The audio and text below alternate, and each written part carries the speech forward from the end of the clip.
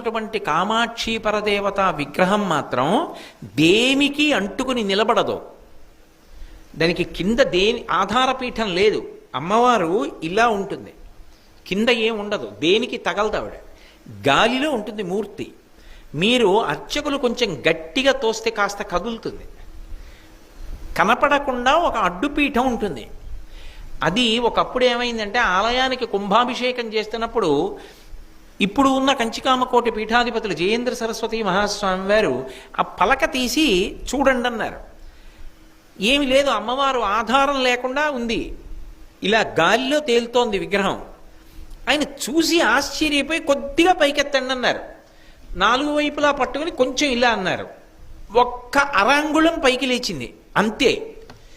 ఇలా లేచిందంతే, కుంభవృష్టి కురిసేయడం మొదలెట్టింది కాంచీపురం అంతా. అస్సలు ఉత్తర క్షణం మీరు నన్ను నమ్మండి